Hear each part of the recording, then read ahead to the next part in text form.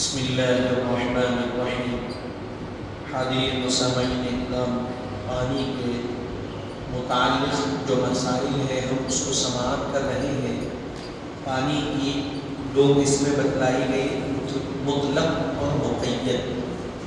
پھر مطلق کی دو قسمیں بتائی گئی، پانی کی جاری اور راکد۔ پھر راکد کی دو قسمیں ہیں، کثیر اور خلیل۔ آب مطلق کے بارے میں ہم سماعت کر لیے۔ وہ مطلق کی جو دو قسمیں ہیں، جاری اور راکد۔ اب یہاں سے آب جاری کے بارے میں بتایا جا رہا۔ آب جاری وہ پانی ہے جو گھاس کے تکنے کو بہا لے جائے، جس کو لوگ بہتا ہوا کہیں۔ یعنی آب جاری کس کو کہتے ہیں تو بتلایا جا رہا ہے، آب جاری اس پانی کو کہتے ہیں جو گھاس کا جو ہوتا ہے، کٹا بولیے مثال کے طور پہ، یا گھاس ڈالی جائے تو اس کو وہ بہا کر لے کر چلے جائے، یعنی بہنے والا پانی، جو پانی بہہ رہا ہے۔ اب دوسری بات بتلا رہے ہیں، آب جاری نجاست کے گرنے یا کسی جانور کے گر کر مر جانے سے ناپاک نہیں ہوتا، جب تک کہ اس کا کوئی وصف یعنی رنگ، بو یا مزہ بدل نہ جائے۔ اگر ایک وصف بھی بدل جائے تو ناپاک ہو جائے گا، اور پھر اس وقت تک پاک ہوگا جب تک اس کے اوصاف درست نہ ہو جائے۔ دوسری چیزیں بتلائی جا رہی ہے، آب جاری ہے، بہتا ہوا پانی ہے، اس میں کوئی نجاست گر گئی یا کوئی جانور گر کے مر گیا، پانی کیا ہے، بہہ رہا۔ تو آپ دیکھیں کہ اکثر کیا رہتا ہو، پانی جو بہتا ہوا پانی ہے وہ رکتا نہیں، بہتے جاتا، اس کا تعلق جا کے سمندر سے ملتا، ندیوں سے ہوتے ہوتے تو وہ بہتے ہوئے آتا پانی۔ تو اس میں یہ کہا گیا کہ کوئی نجاست گر گئی یا نجاست گری یا جانور گر کے مر گیا تو وہ پانی ناپاک نہیں ہوگا، کیونکہ وہ پانی بہہ رہا ہے تو وہ جانور بھی بہہ گیا، وہ نجاست بھی اس کی کیا ہوئی، بہہ گئی۔ لیکن بتلایا گیا جانور گر کے مر گیا یا نجاست گری جس کے سبب پانی کا وصف بدل گیا۔ پانی کے اوصاف کیا ہے تو رنگ، بو، مزہ، یہ تین اوصاف۔ پانی کا رنگ بدل گیا، پانی کا مزہ بدل گیا یا بو بدل گیا، تو بتلایا گیا کسی ایک وصف کے بھی بدل جانے کی وجہ سے پانی ناپاک ہو جائے گا۔ پانی کیا ہو جائے گا، ناپاک، تو اس سے نہ وضو کر سکتے نہ غسل کر سکتے۔ تو یہ کون سا پانی ہے، بہتا ہوا پانی، مائع جاری۔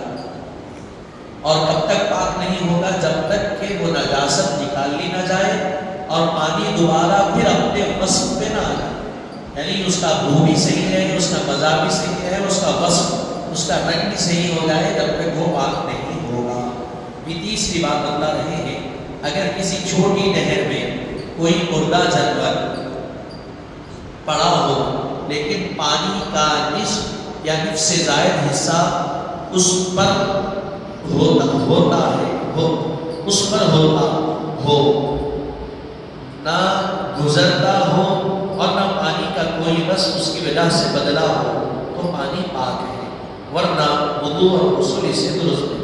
اب یہاں تیسری چیز بتلا رہے ہیں، کسی چھوٹی نہر میں کیا ہوا، کوئی مردہ جانور گر گیا یا گر کے مر گیا، لیکن کیا ہوا، گر کے مرنے کے بعد پانی کا نصف حصہ، آدھا حصہ یا آدھے سے زائد حصہ اس پر ہوتا ہوا نہ گزرے، پانی کا آدھا حصہ یا آدھے سے زائد حصہ کیا ہوا، اس کے اوپر سے نہیں گزرا، جانور یا مرا ہوا گرا، گر کے مر گیا، لیکن ایک کونے میں ہے، آدھے سے زیادہ پانی اس کے اوپر سے نہیں گزرا، پاک ہے، تو وہ پانی کیا ہے، پاک ہے، اس کا وصف نہیں بدلنا، یعنی اس کا رنگ، بو، مزہ نہیں بدلنا، پاک۔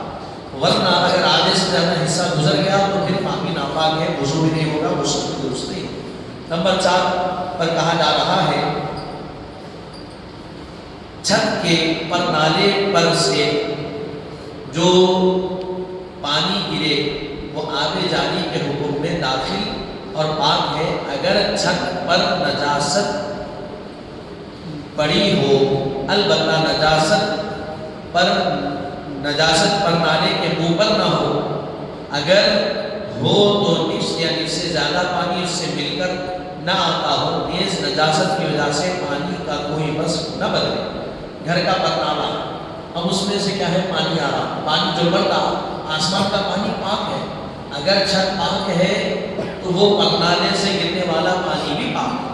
اگر چھت پاک نہیں ہے، چھت پہ نجاست ہے، نجاست کا کوئی جنبر بنا ہوا، کوئی غلاظت ہے جس کی وجہ سے پانی ناپاک ہو جاتا، کوئی ایسی شے ہے پرنالے کے پاس، آدھے سے زیادہ پانی اس کو لگ کے آ رہا ہے اور پانی کا رنگ بو مزہ بدل رہی ہے تو پانی ناپاک ہوگا۔ اور اگر رنگ بو مزہ نہیں بدلا اور آدھے سے پانی کم لگ کے آ رہا ہے تو وہ پانی پاک ہے، ناپاک نہیں ہے۔ تو یہ ذہن میں رکھنا، پہلے تو اس کا خیال رکھنا کہ پرنالے باہر کی جانب نہ نکلے، آنے جانے والوں کے لیے یہ تکلیف ہے، تکلیف کا باعث ہے۔ اگرچہ یہ پانی پاک ہے لیکن کوئی گرنے والا اس کو اپنے اوپر، اس کے اوپر گرا ہو جاتا ہے، تکلیف ہوتی ہے اس کو، تو ایسا نہیں ہونا چاہیے۔ لیکن اکثر و بیشتر ہمارے پاس نگاہ یہ ہے باہر رکھ دیتے ہیں، تو پھر یہ خیال رکھنا کہ باہر رکھے تو پانی نیچے تک آئے، اوپر سے گرتا تو پانی جو گر رہا وہ پاک ہے، لیکن نیچے مٹی پہ گر کے جو مٹی اچھل رہی، ہو سکتا ہے کہ وہ مٹی ناپاک ہو تو اس کے جو خطرات اگر کسی کے کپڑوں پہ اچھل گئے، نماز پڑھنے یا پڑھانے کے لیے آئے تو پھر کپڑے ناپاک ہو گئے، تو پھر وہ مسائل ہے وہ بہت سے۔ پھر پانچویں چیز بتا رہے ہیں، کسی نہر کے کنارے چند آدمیوں کا برابر متصل بیٹھ کر وضو کرنا درست ہے، اگرچہ کہ نہر چھوٹی سی ہو۔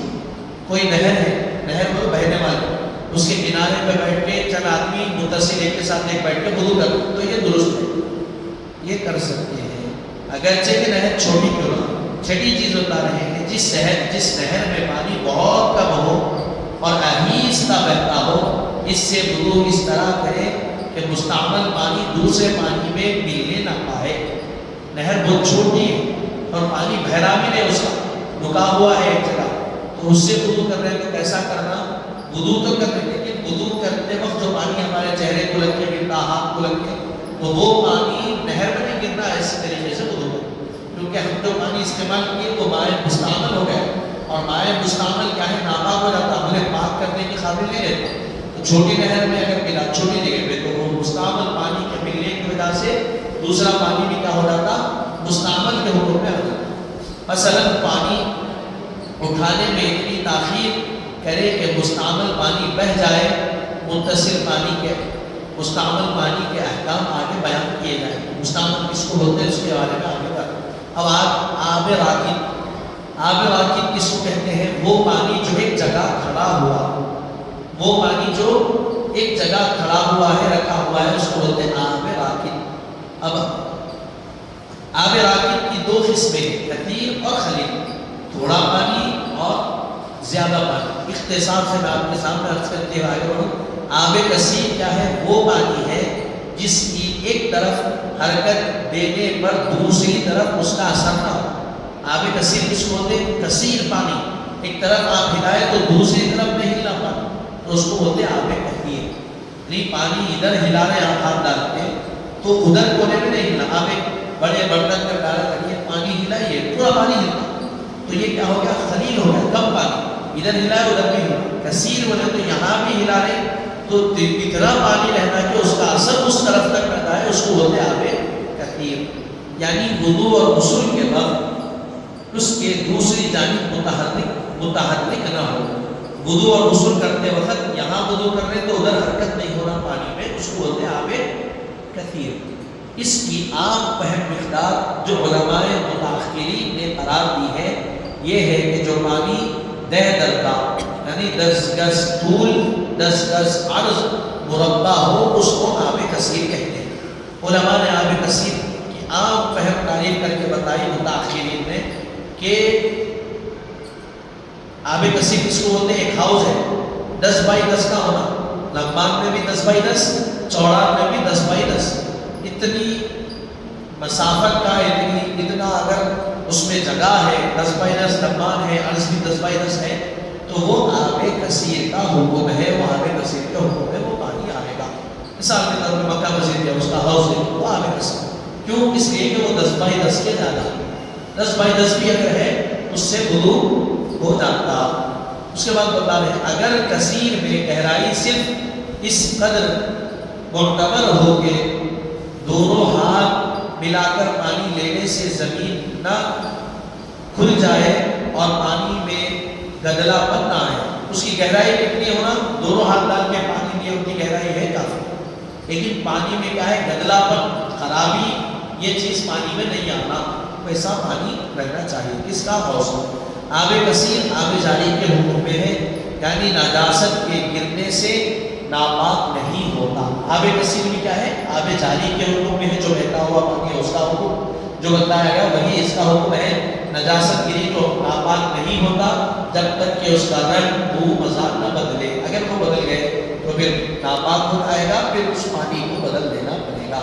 اگر آب کثیر میں کوئی ایسی نجاست گرے جو نظر نہ آتی ہو، مثلا شراب، پیشاب وغیرہ، اس کے ہر جانب وضو و غسل درست ہے۔ کوئی ایسی چیز گر گئی آب اس میں کثیر میں، زیادہ پانی میں، تو بتلایا گیا کہ رنگ بدلا پانی کا، بو بدلا، مزہ بدلی نہیں بدلی، تو وہ پانی پاک ہے، اس کو استعمال کر سکتے۔ اسی لیے اس کی مقدار بتائی گئی 10/10، 10/10 سے کم ہے، ایک خطرہ بھی اگر ملا تو نا، ایک خطرہ 9/9 کا بھی بنا ہے، ایک خطرہ بھی اگر اس میں شراب کا گرے یا پیشاب کا گرے تو پورا پانی نہ پا، پورا پھینک دینا، استعمال کے قابل نہیں۔ اسی طرح ہم گھروں میں گھر میں بھر کے رکھتے ہیں، وہ پانی میں بھی اگر کوئی خطرے گرے کسی چیز کے ناپاک کے تو وہ پانی پورا کیا ہو گیا؟ ناپاک۔ یہ بھی چیز ایک ذہن میں رکھیں۔ میں یہاں اپنی بات کو تمام کروں، یہاں سے ہم آگے خلیل چندن سنیں گے۔ ہم وضو کرتے ہیں، غسل کرنے کے لیے جب جاتے ہیں، غسل کا پیچھے باب چلے گئے، ہم کیا کرتے ہیں؟ بکیٹ میں پانی بھرتے ہیں نہانے کے لیے۔